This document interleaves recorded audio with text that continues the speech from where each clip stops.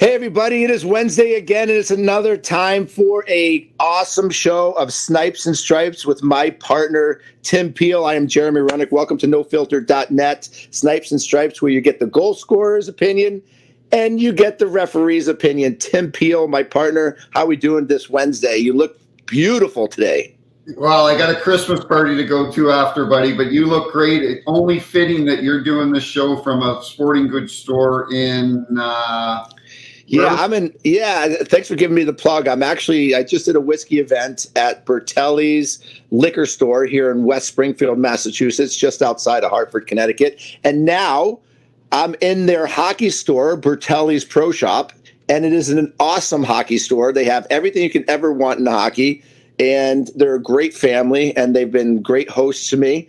So we're going to give a little shout out to Bertelli's Pro Shop here in West Springfield. If you're ever in the area, you got to come see them. They have the greatest, we call them packies out here, right? And they have my whiskey in the wild. So they are sponsoring my whiskey in the wild, just like Snipes and Stripes. I have my whiskey, going to have a lot of fun, and I know we have another great sponsor that you're going to talk about.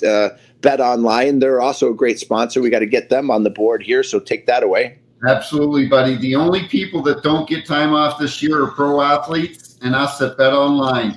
With the NHL, NFL, bowl season, and NBA in full swing over the holidays, Bet Online isn't taking a second off to make sure you have all the up-to-second odds, news, and info. Bet Online has all the sports wagering info available you need with both desktop and mobile access. Head there today to get into the action. Remember to use your promo code BLEAV, B-L-E-A-V, to receive your 50% welcome bonus on your first deposit. And you and I will have some picks later on tonight for our listeners to go on Bet Online and hopefully win some money.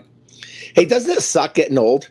Because you have to put your glasses on. I see you holding up your phone to make sure that you have the light on it so you can see. It just sucks, buddy.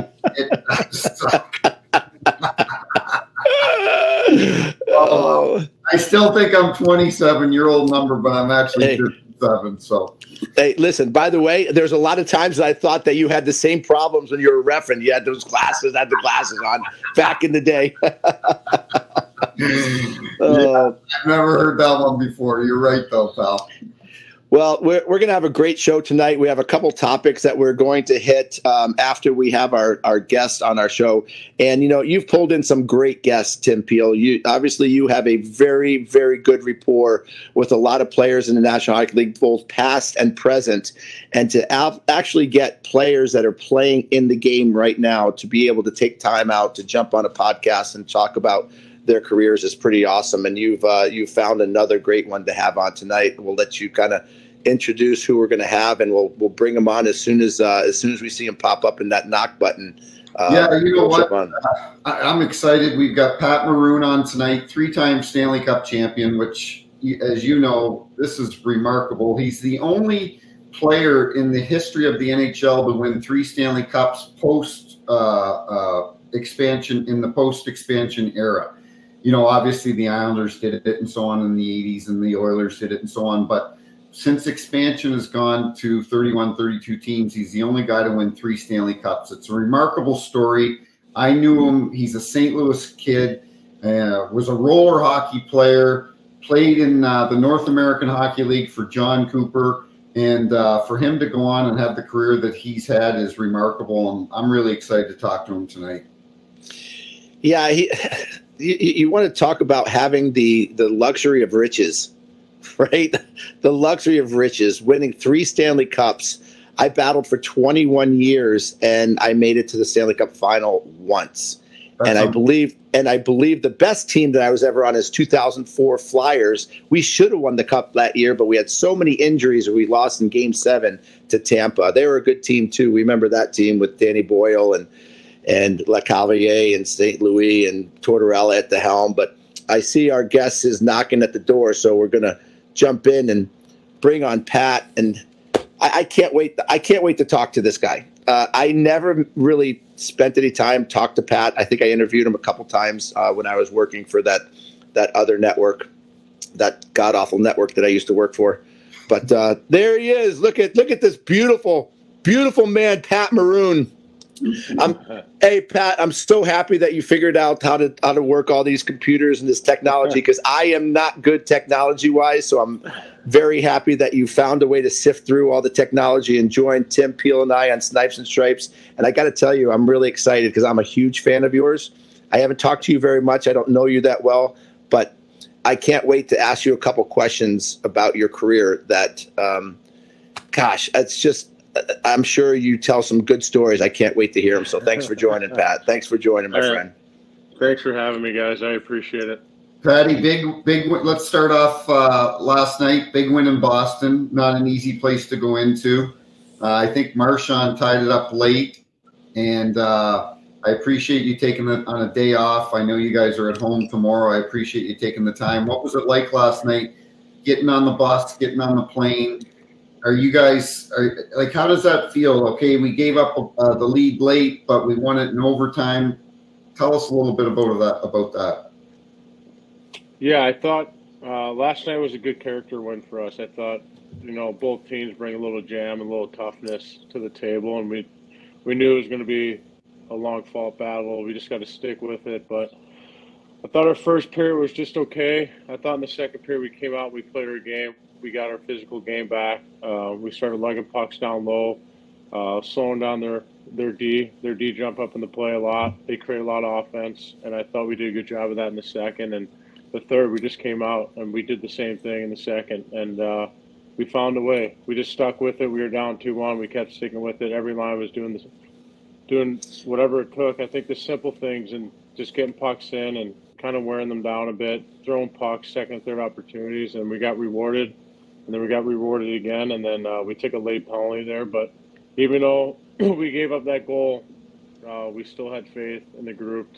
We knew it was a big win. We needed those 2 points because the West is tight, as you guys can see. We dug ourselves a hole here, so we got to find ways to get out of it, and we've done a good job of that as of late, the last 11 games here.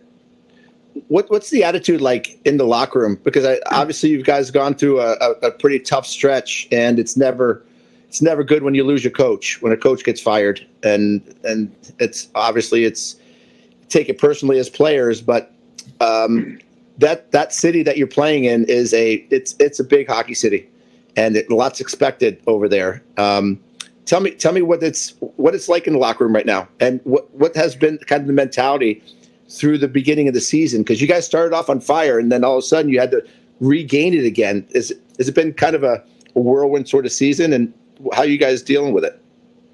Yeah, absolutely. I think in the beginning of the year we were struggling. Obviously, we were finding ways to lose every single night. We were finding ways to give up 4 or 5 a night, and we were trying to score 4 or 5 a night. I don't think that's ever going to work in the NHL, especially moving forward as a group. And if you want to make the playoffs, I don't think giving up 4 or 5 a night is going to win. So obviously losing Dean was tough on the players. He's been there for a long time, and most of those guys had him for the last 5 years as head coach and a couple of years prior as an assistant. So they knew Dean a lot, but obviously Billy thought we needed to get rid of, I guess we needed a change, and Dean obviously was out, and it wasn't on Dean, it was on the players, it was on the group. We just weren't executing, we weren't playing our game, we weren't getting to our game early, and obviously Hines has come in and has done a good job, and our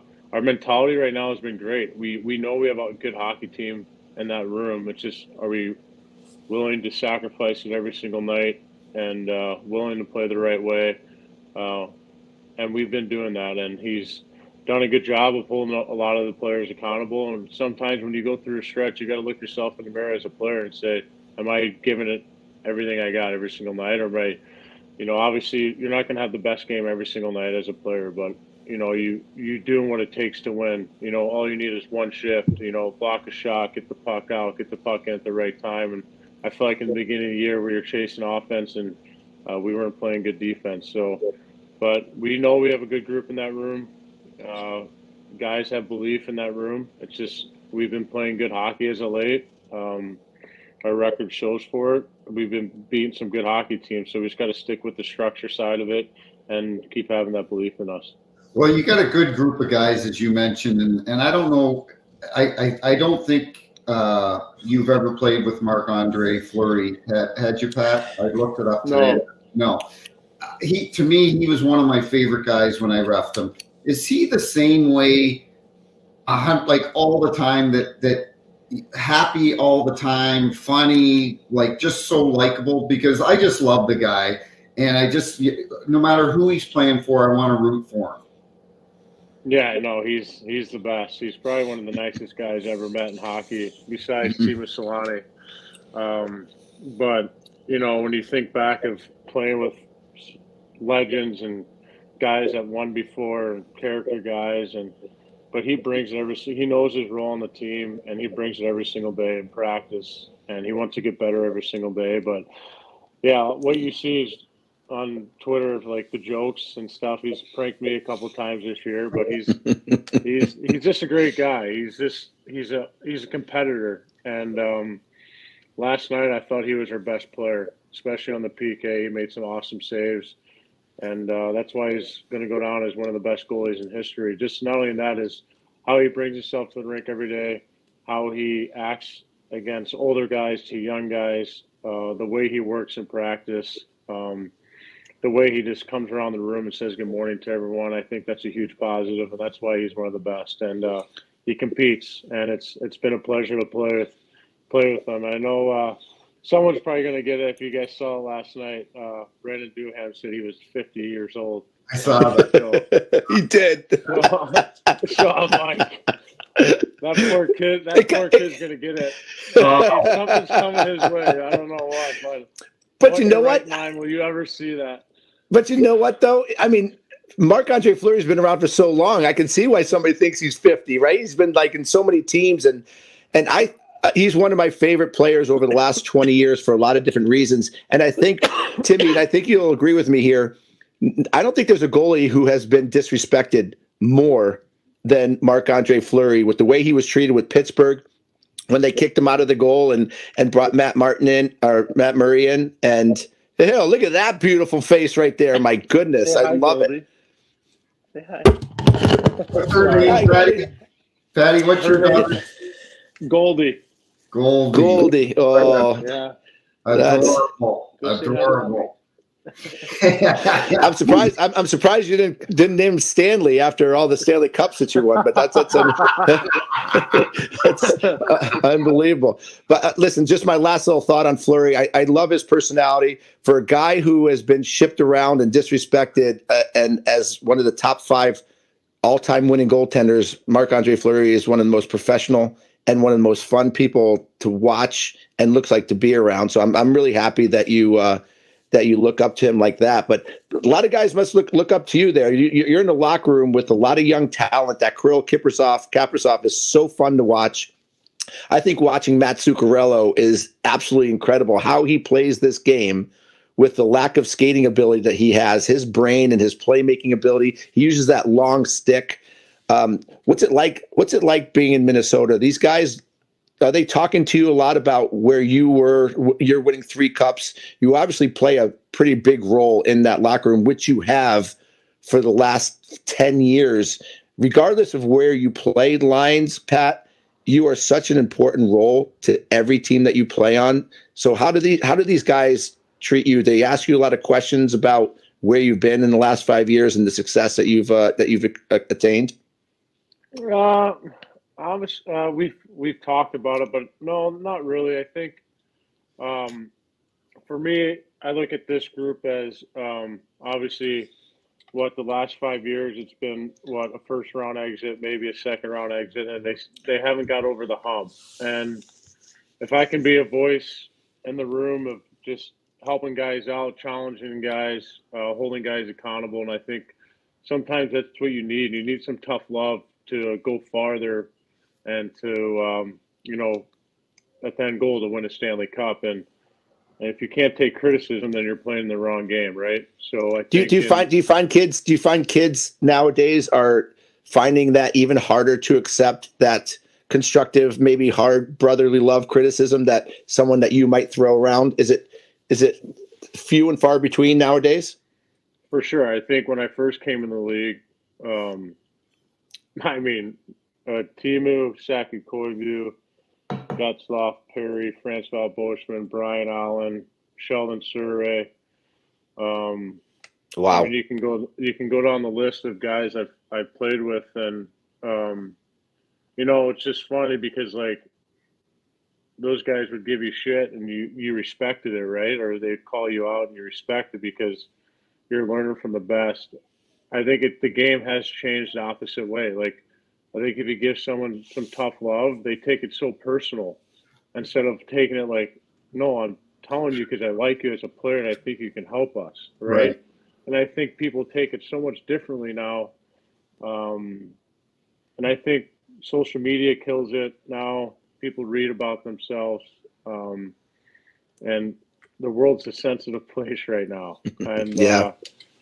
And I think you guys can see it too. The league is a sensitive place right now. And I think, sometimes you got to watch what you say because you never know what's going to happen. But I think you got to challenge your teammates to be better every single night. And you got to hold yourselves accountable because if you want to move farther, and you guys know more than anyone, in the playoffs or in the regular season, playing meaningful games on the stretch, I mean, that's what it's all about. And if you're not going to do it now, then you're not going to do it in May and June. So to your question, yeah, it's for sure. It's changed a ton from when I first came in the league. Well, I know the biggest difference from going from Tampa to Minnesota. You're not wearing flip flops to practice. You're wearing winter boots. Okay, but I want to touch on what's that. It's actually been pretty nice. We'll take the 40s right now. No snow on the ground. I'm wearing a hoodie, so I'm comfortable right now. That's good. Well, I want to touch on, because a lot of listeners and a lot of people that are going to watch this, they know Patty Maroon, that's won 3 Stanley Cups, that's tremendous success over the last few years. But a lot of people don't know, and you and I are, you're from St. Louis, and I've lived here a long time, and our good friend Kelly Chase, who, when I talked to you this morning, I was going to visit him at the hospital. He's got cancer, and we were talking, and you and I were talking, and Chaser and Brett Hull own this team called the Texas Arcana Bandits, and you won a championship there, came to St. Louis. You had a lot of success. That was in the North American Hockey League, and a lot of people don't know that your coach was John Cooper. Did you know back then, like, I know it would be tough to maybe pinpoint, but did you know back then, I first of all, I love this coach. Second of all, I think he's going to make it to the NHL. But when I saw that you signed with Tampa, my immediate reaction was, you guys are like cookies and milk or peanut butter and jelly. Like, you two just go together so well. He loves you. He knows how you play. Tell me a little bit about your relationship with Coop. Yeah, I mean, we have a really close relationship. Obviously, juniors is a lot different. I'm sure a lot of listeners probably didn't know. I was the guy in juniors, so we had a good relationship, a good special bond. He leaned on me a lot. He challenged me a lot. He helped me get to where I was a little bit. And I think we just built that relationship. And I think when you win championships, you continue that relationship. And you always follow people's success when you move on. And for me, my end goal was obviously to try to make it to the NHL, but I didn't know what Coop's end goal was. I didn't know what his path was going to be. But after he left the St. Louis Bandits and he won the Kelly Cup in the USHL, I said, okay, well, he's either going college or he's going straight to the American League. I feel like he's going to be in the NHL here in a few years. And obviously he took the long path, and it's so nice to see him get rewarded. He's won everywhere he's went, and he's never changed his philosophy on himself. He's never changed as a person. He's still the same guy I was with when I was in juniors, and I think that's unique. I feel like some coaches, maybe I'm wrong, you guys can might answer this, but some coaches are different somewhere else, and they come here and they change the whole thing. He's never changed one bit from meeting him, and I think that's why he's been so successful. He's a player's coach. He understands it. He understands what the room needs at times. He understands when to challenge the guys. He understands when to lay back, and he's got that personality for it too, and he's got that lawyer instincts in him too. So, but we have a really unique relationship, and obviously we talk quite a bit, and we always check in on each other. And he's a friend now to me now. He's not a coach right now, but playing for him, we turn that off, and obviously I'm a player, he's a coach. So he knows what I bring to the table. He knew what I brought when I went there, and challenged me a lot. And I think that goes back to your tough love. You know, when people challenge you, how are you going to take it? Are you going to pout, or are you just going to bitch? You're going to call your agent, or are you just going to say, fuck it, and go out there and play your game, right? And I think he does a good job of that. So, like I said, we have a unique relationship, and I'm very proud of what he's done and accomplished in his career. So it's been fun to see his success and how he got there. Did it bother you the other day when Craig Berube got fired? Because I know how much you love Chief and how much he loved you, and you wanted up here your first cup in St. Louis. Did it bother you? Yeah, it did. I texted him. Yeah, I texted him that night, actually. Yeah, it's actual bullshit. Actually, yeah, it's bullshit. I agree. And Armstrong ought to be ashamed of himself of firing such a good guy. I'm just going to say that right now. I'll let you finish it, but that is just a joke that you let someone like that quality of a coach and person that brought you your first Stanley Cup and one game behind 500 to have that happen. Sorry, go ahead, finish your assessment. No, yeah, I just think I felt bad for him because I know what he brought to that city. I know what he's done for that team, that organization. I love Chief. I had him in the American League and Philly when I was there. I basically came up with Philly. He was assistant coach there when I was there the whole time. And to go back in St. Louis to bring the first Stanley Cup back, it's obviously hard. You know, it's funny, from being from St. Louis, I'm getting texts from everyone, can you believe this shit? And I'm like, well, no, I can't now. I mean, but, you know, Chiefs, he's so laid back, and he just – everything he's going to do, he's just like, Pat, it was probably meant to be, but what are you going to do? I think he's going to land a good job here soon. Hopefully, a lot of coaches are on the fence, and a lot of coaches are getting fired. Uh-oh, we lost him. Yeah, we lost him. I think he's there. He is. All right, there he is. Go ahead. Perfect. I think Patty will probably, before he's in the position, as you guys know. He's gonna get a coaching job again soon. He's gonna be in the league very, very quickly. He'll be in the league as quick as he wants to be, though, because Stanley Cup champion coach, very respected in the league. If I was Craig Berube, he should be patient, wait for the right opportunity. TNT, I know, has already offered him a job to go to do some TV stuff. Sit back, and look at the best opportunity for what's best for you.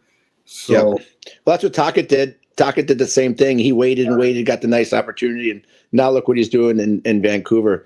Hey, Pat, I want to know what the hell you were eating, or what was going on in your life for 3 years straight that you like, seriously, if I could have like grabbed you and taken a trip to Vegas like every summer for like those 3 years, I probably would have made, tens of millions of dollars with you next to me in Vegas, because your luck seemed to follow you and your hard work seemed to follow you. Like, what was it like? I mean, winning a Stanley Cup in St. Louis, being their first Stanley Cup, and me playing Chicago, and I know how passionate St. Louis Blues fans are, and to win that first cup was so monumental in St. Louis. That had to be unbelievable. But then to pick a team to go where you won two others, you had to have been like, this is like a dream for me. Like, there's only so much celebrating you can do. I did 21 years. I didn't even barely get close but once, and you did 3 years in a row. That is absolutely a spectacular. You're in NHL history. Like, how does that make you feel, man? It's awesome. Yeah, it's obviously. I think you guys all know when you get to the NHL and you're a full timer, that's the pinnacle. That's the top. You achieved everything, and when you stick, it's just like this is the most like that was the most important thing to do. You achieved your goal, and then the next goal is to win Stanley Cups, right? And when you're in your league and you listen around and how hard it is, and you listen to old time stories and about ice packs when the guys walk past the locker room and how pissed off you are. Um, it's I was kind of on cloud nine for a little bit. The St. Louis one was very special. Not only that, because my dad was a season ticket holder back in the old arena.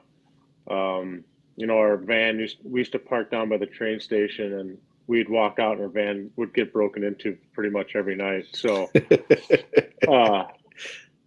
but like for me, that was unbelievable. I think where we started in the beginning of the year, where we ended up was just like the end result.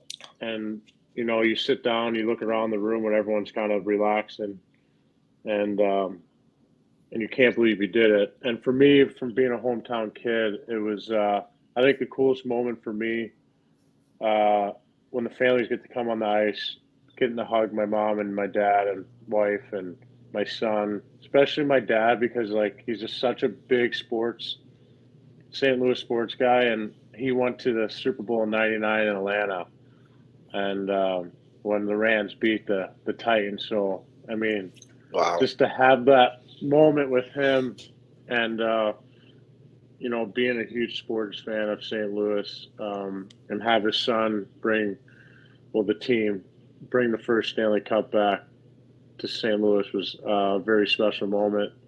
And then, Tampa. Second one was like, wow, I won it back to back. That's pretty cool. Like, has everyone else done that? And then you look around and you're like, yeah, a bunch of people have done that. And then the third one was a dream. That was like, holy shit, this is unbelievable. Like, I can do this all the time.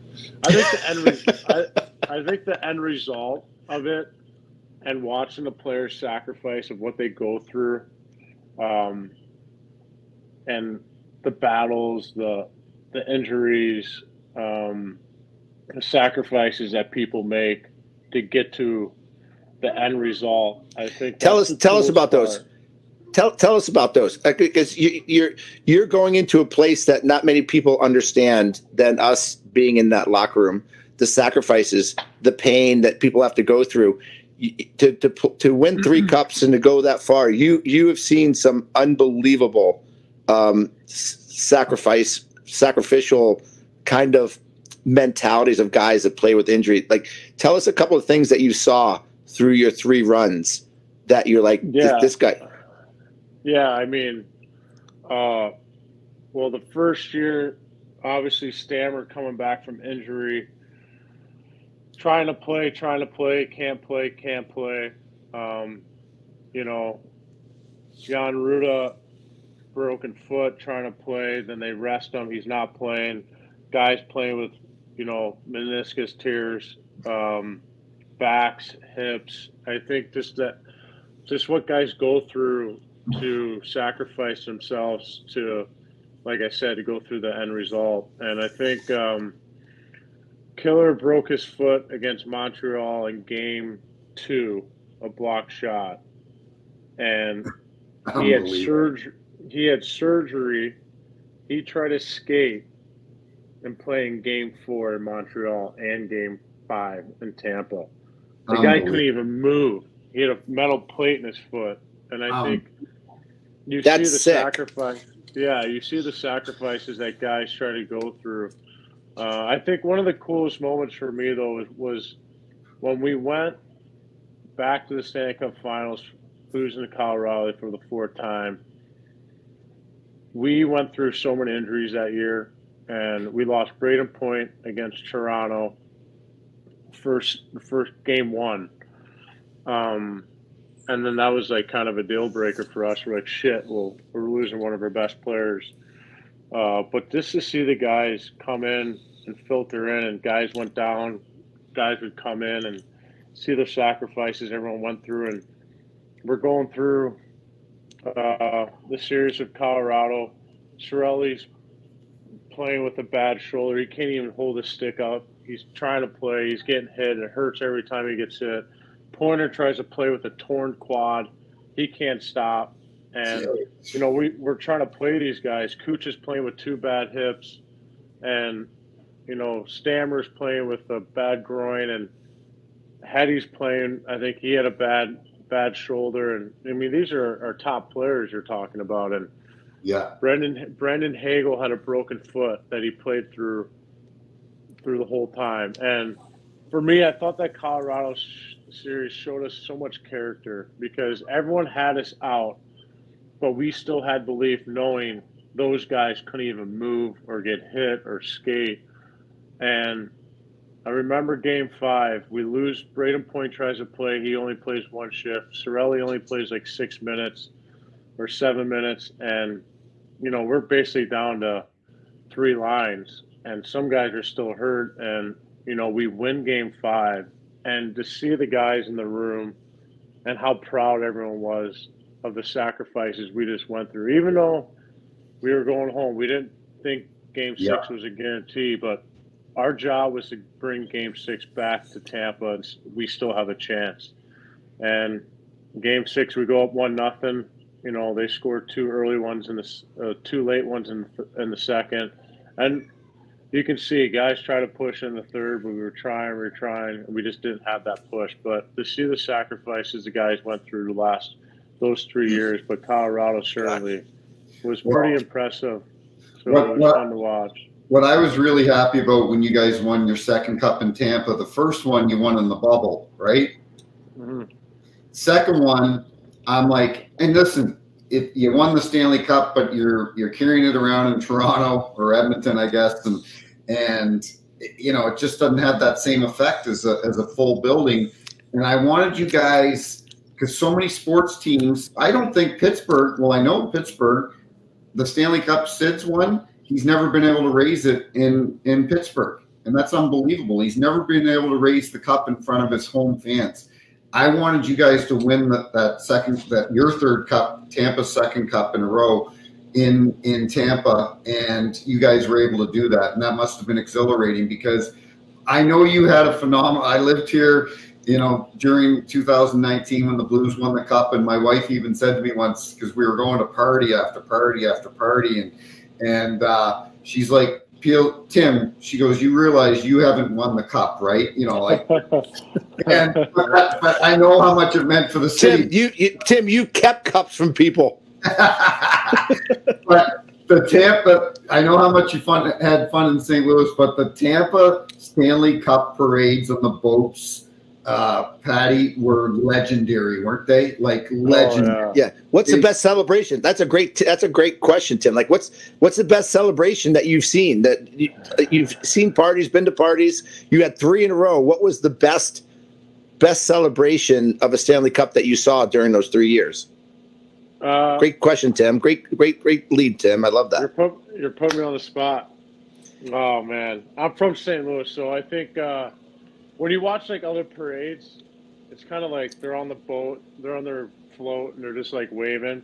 St. Louis guys we were so hammered, and I mean, guys. Eventually, I just like, screw it. I'm getting off my float. Like, what am I doing waving to these people? Like, that seems boring. And then once we did that, like, everyone got off their float. And O'Reilly and Bennington were stealing those little dirt bikes, the little cop dirt bikes. They were driving those around. I mean, it was nuts. I was in this crowd. You know, Sanford threw up on the guy driving this car. I mean, you guys are doing everything. Steiner, I mean, I think Barbashev someone fell off the fire truck because Steiner was trying to drive it. I mean, it was a gong show. It was a gong show. But I think Tampa was unique because it was the first ever boat parade, right? So, like, the COVID one was cool.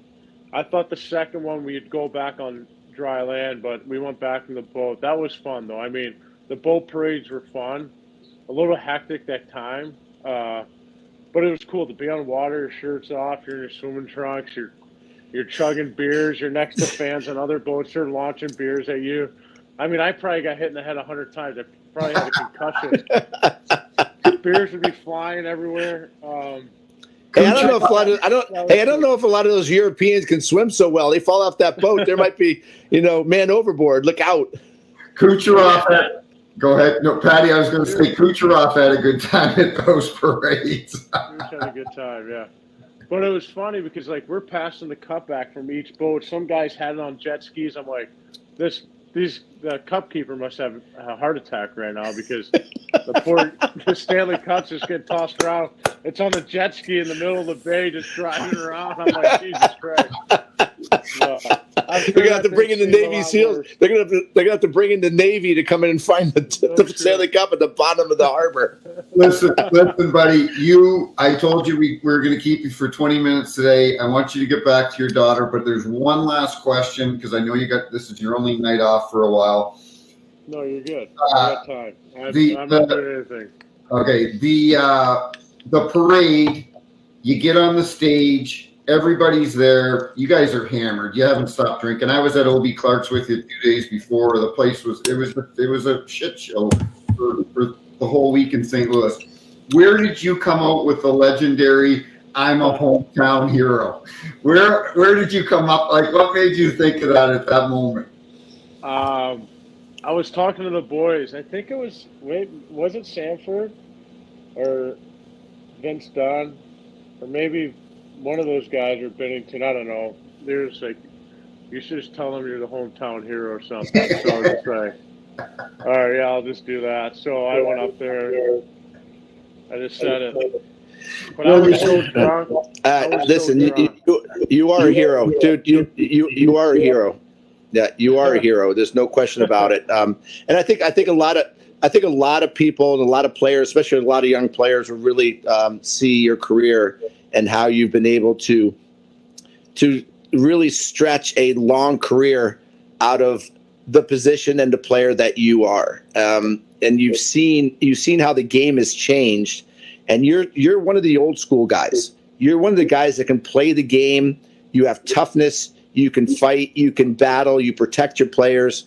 You're a rare breed in the game, and you've been able to withstand the league's craving to get rid of players like you, Pat. And you should be commended for that. And I can see you're still enjoying the game. You still have a huge influence in the game. And, I'm very envious of you. I'm very envious of you. I've been a fan since I started watching you. No, really, I've been a fan. I appreciate that. Yeah, since we chatted when you were in St. Louis, I was really taken aback and loved the story of your son and yourself.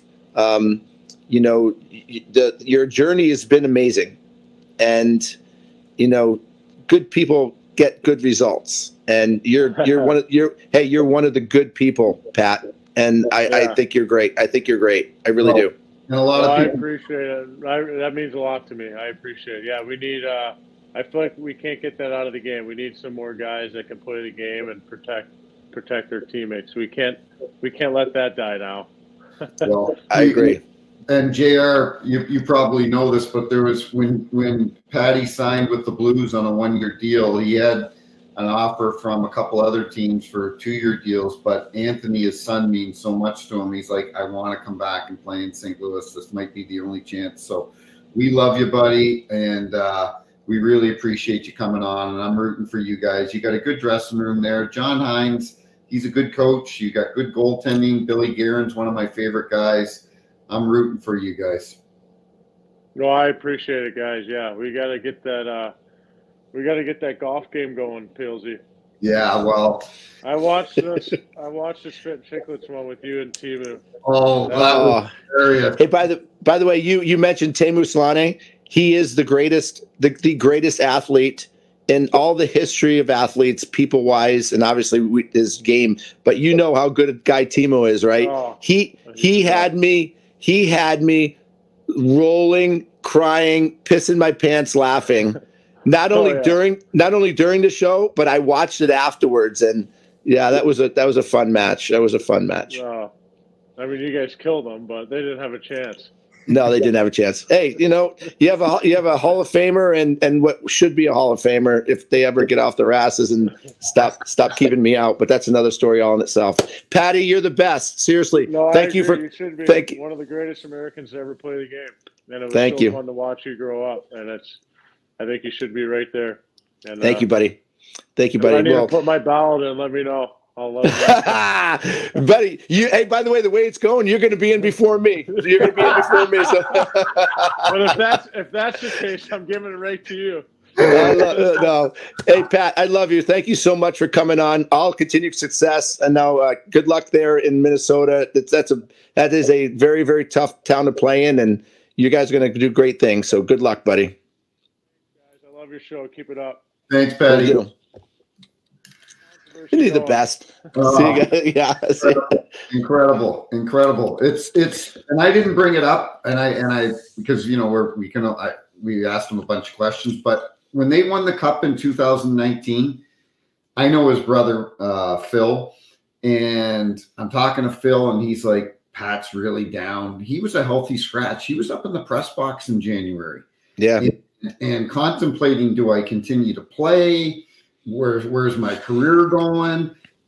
But his mental toughness, he's like, no, you know what? Screw them. And then all of a sudden he's got 3 Stanley Cups in his resume. Like, it's incredible. It's an incredible story. He's such a humble guy around St. Louis. He's so humble. He's so good. Golf course. See him around. He's nice to everybody. You wouldn't know that he won a Stanley Cup or a toilet bowl. Like, he's just nice to everybody. I love the guy. I'm so happy for him. Well, can we talk about a team that's nice to everybody at home? Buffalo. At home, a team that is nice to everybody at home. The Buffalo Sabres. And I know there's a lot going on in the league, and it just seems that we pick on the Buffalo Sabres a lot, and I know I do, because I expect more from them, and I know their fan base. Buffalo Sabres have one of the best fan bases in all of sports. One of the best. Like unbelievable. And the absolute shit quality of hockey that the Buffalo Sabres are playing in front of their own fans is utterly embarrassing. It's embarrassing. It's embarrassing, and I don't know who should be accountable to this. If it's Granato, or if the players are just so nonchalant and don't care about playing in front of their own fans and playing a consistent style of hockey, or if they are just so brain dead that they just go into games not even thinking about the game and just hoping that they win. But they just got embarrassed by the Columbus Blue Jackets. And by the way, the Columbus Blue Jackets are learning how to play a hard style of game. And they just fed a team that just doesn't know what they're doing on a nightly basis. And it's so frustrating for me to watch, PLZ, because they do actually have a pretty good lineup in front of them. It's mind-boggling. And to all our Buffalo listeners, JR and I are on the same page. We love the Buffalo fans. Our good buddy Matthew Barnaby tweeted out last night or this morning. He said, we're 6 years into the rebuild. And I retweeted and I said, it's not fair to the Buffalo fans because they deserve better. That fan base deserves better. It isn't to get beat 9-4 at home to they're not playing the Vegas Knights. They're playing the Columbus Blue Jackets, and Columbus is. Did they just beat the Knights? They just beat the Knights in Vegas. They just beat the Rangers in New York. Okay, so hold on. So yes, you're right. But there's coaches being fired. You have Berube, who is a great coach, who is one game under 500. He gets fired, and the coaches are getting fired all over the place. And Granato keeps a job. I mean, at some point, you have a roster, and you're not preparing your guys mentally, or is the message from the coach to the players not resonating? Because if it's not, you got to fire the coach. And I know the Granato family is a great hockey family. They know, and Tony Granato, I love him to death. And God bless Tony Granato. I pray for him every single day. One of my favorite people in the world, Cammy Granato. This is not a family or Granato issue. This is a coaching issue, and something has to be done because Granato doesn't want to. He doesn't want to chastise his team.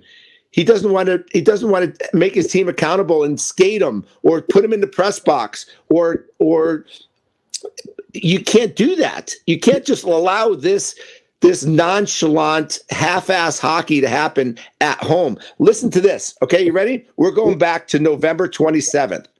November 27th, Buffalo goes into the New York Rangers. The hottest team in the league at the time. They won 9 straight. Buffalo wins 5-1. Okay? You would think that is going to propel them, right? That's a great win for them. We're gonna go off, okay? We're gonna go start doing great things, okay? The next game, they go to St. Louis. They lose 6-4. They just beat the Rangers. They can't beat St. Louis. They lose 6-4 in St. Louis, okay? Then you come back a couple days later, Buffalo at Carolina. Carolina's a good team, yes, but they get swamped 6-2, okay? Where's their team loyalty? Then they go home. Okay, you beat the Rangers. Now you lose back-to-back games. You go home and you play Nashville. Now Nashville's a competing team, but they're not better than Buffalo. I don't think on paper. Buffalo loses at home 2-1. 2-1 in front of their own fans. Okay, so that's demoralizing. They're not doing anything. Now they lose. Okay, then what happens? They stay at home. Detroit comes in. Detroit's struggling. Detroit beats them 5-3 in front of their own fans. Okay, that's unacceptable. Buffalo should beat them. Then Buffalo goes into Boston. They don't have Tage Thompson. They don't have a couple other their top guys. Buffalo beats Boston, one of the top teams in the league, 3-1 in Boston. How does that happen? How do you not beat Detroit? How do you not beat Nashville? But then you go into Boston and you win 3-1. This is a mental team that mentally can't prepare themselves, and they don't know whether their ass is leading their elbow or what. Yeah. Okay, so they beat Boston. You would think that is the game that is going to propel them, right? We just beat Boston, our arch rival, in Boston. What do? They come back 2 days later into their own building, and they lose to Montreal 3-2 in overtime. Montreal, okay? A joke. Let me just finish this because then Buffalo goes to Arizona, who's a tough place to play in right now because they're a tough team, and Buffalo beats Arizona 5-2 in Arizona, not in their building. Then guess what Buffalo does? Then they go into Colorado. They get spanked by Colorado. Okay, I'll accept that. No big deal. Colorado's really good. Then Buffalo goes a couple days later. Buffalo goes into Vegas. Vegas, the number 1 team in the league. Yeah. The Vegas Golden Knights, Stanley Cup champions, and they beat them 5-2. The Jekyll and Hyde bullshit of the Buffalo Sabres has got to reach an end at some point. And I don't know who is going to make this message happen, whether it's the GM, the coach, or if the players have to finally decide that we are going to play as a team, or are we going to keep doing this? Let's just jump into a game and hope that we win and see what kind of team we are from one night to the next. Buddy, I'm telling you right now, it's embarrassing. It's unbelievable. I really don't think – I think you could bring, and I wanted to bring this up tonight. I don't care what people can say, oh, he shouldn't be in the game or whatever. Joel Quenneville has been 2.5 years now. He's been on the bench. 2.5 years. Never been charged with anything. Never been convicted of anything. Okay. When does Gary Bettman let Joel Quenneville back in the league? Joel Quenneville is a good man, and people can beat me up. I'll take it. I don't give a shit. But I don't know if you brought Joel Quenneville and Craig Berube. That makeup of that team, I do not like it. I think they're too soft on the back end. Players like Jeff Skinner. Hey, Tim, real quick. I was wrong, and Nick was right. They lost to Arizona 2-0. Sorry. So they lost. Go ahead. Keep going. Jeff Skinner. Thanks, Nick. For me, I love Kyle Okposo as a person. He's too slow to play in the league now at 35, whatever he is. Jeff Skinner is a selfish player. I reffed him. I see how he interacts with his players, with his teammates, yells at his teammates. He's not a good team guy. That's why he's been around a bunch of teams. I don't think they have the right makeup of that team. And Kevin Adams, you've been the GM. I love Kevin Adams. I love him as a guy, but he's got to get some tough love, man. It's 4 years in June that you've been doing this rebuild. Like Matthew Barnaby said, it's been going on 6 years. You got to move on, but it's sad. It's a sad state of affairs for the Buffalo fans. But I want to talk about, we've had 4 coaches released, fired before December, before Christmas. All of last year, we had 1 coach fired, and that was Bruce Boudreau. Laviolette,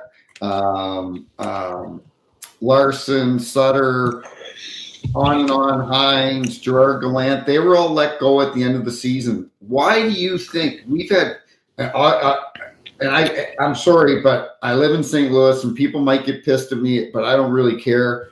What Jordan Kyrou said about Craig Berube the other day was embarrassing, and he deserved to get booed at home. The next day, they cheered him. He was the first star. But have some respect for your frigging coach. That tell our listeners what Jordan Kyrou said about Berube. He was asked, "What do you think about Craig Berube getting fired?" He goes, "I have no comment. He's not my coach anymore." And that's a guy that has won a cup in the city. I've been out with him.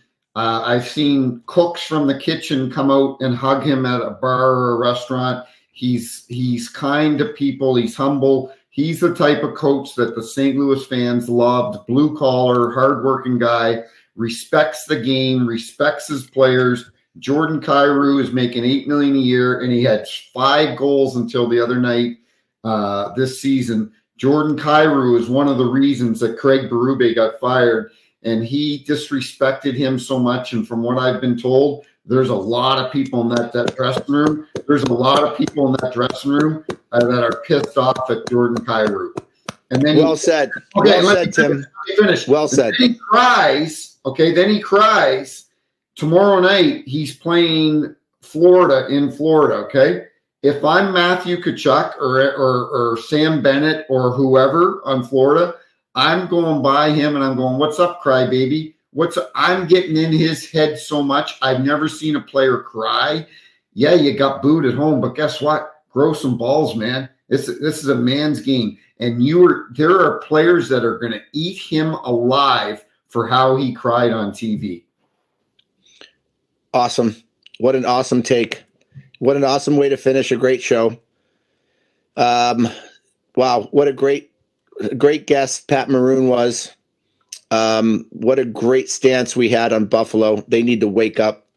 Kevin Adams needs to do some tough love and do some unpopular maybe decisions that he doesn't want to do. And for you to throw Jordan Kyrou that little rant, he deserves it. For a young kid to have that much disrespect for a guy who had a career like Berube did, to do the things that he did, bring a Stanley Cup to a team that was last place in the league in January, Jordan Kyrou ought to be ashamed of himself, and he should have got booed. And you know what? I'm glad he cried. Well done by you, Timmy, by bringing that out, because that was just and that was needed. Thanks to Pat Maroon. Thanks to Wilderness in the Wild, Whiskey in the Wild. Thanks to our sponsor, Bet Online, which means that it's time for our Saturday Locks of the Day. Saturday Locks of the Day. It's our last day before Christmas. Chris Blaine, we are going to give you winners because I know you go the opposite way. So we're going to give you winners. If you want to lose money, Chris Blaine in Detroit, you can do the opposite way. But we are going to go with our Bet Online Locks of the day for Saturday. Here we go. Go for it. Well, I'm going with my lock. You can bet the mortgage on it, the house on it. Vancouver had a little lull there for a few games, but our buddy Rick Tockett's got them back to playing the way that we expect them to play. Saturday night, they're in San Jose, and I think Vancouver is the lock of the week for me. That's who I'm going to put my money on. Jeez, Tim, let's go on a limb. That's my Vancouver at home against the San Jose Sharks. I want All right, I'm going to go on to make money, buddy. You're going to have to put up some big numbers, some big juice to get that win. My juice is actually going to be a little bit better, but I think Ottawa needs to change where they're going. They need to have a big game at home. Pittsburgh, I think, is one of those teams that is just struggling to just put two games together. And I don't think they're going to make the playoffs. They're going into Ottawa. I think Ottawa's going to be hungry. I'm going to take Ottawa over Pittsburgh on Saturday, so look out for that game. I think that's going to be your best bet for your money. Chris Blaine, bet on Ottawa. Don't be an ass and go Pittsburgh, because I know that's how you are. But there are two more quick things, and then we'll sign off. Ottawa, I said it a month ago. They should have fired DJ Smith a month ago. They might have been able to have another maybe 6-7 points in the standings.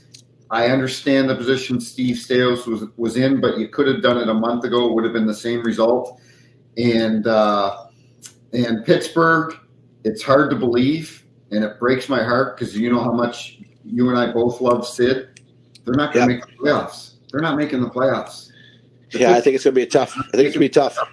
I'm looking at the standings today of who they've got to climb.